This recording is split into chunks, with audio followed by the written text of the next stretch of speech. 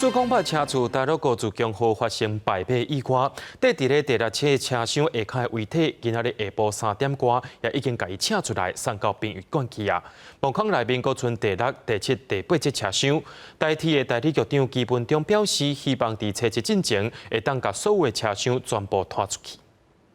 今仔日4月初5是苏康北厝泰鲁国号事故抢救的第4天。透早，工程人员将第5节车厢拖走了后，就开始进行第6节车厢的遗体处理。经过5、6点钟的时间，消防队特殊人员入去墓坑内，将缀伫第6节车厢下底的遗体刷出来。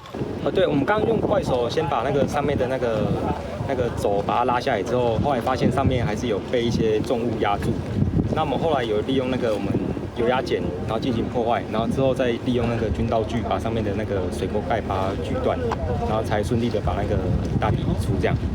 墓坑内最后的遗体已经伫下晡3点多送去殡仪馆。代替代理局长表示，所落来会同时进行第6节甲第8节车厢的拖吊清理作业。第6节车厢希望比较第5节车厢的做法，第8节车厢因为车体损害甲只剩1/4，会用切割车体方式运出残骸。那南口第8节车厢就是一边切一边放厂车一边运离，那这都做持续。那我们希望明天6跟8就可以处理完，那后天持续就来处理第7车的部分。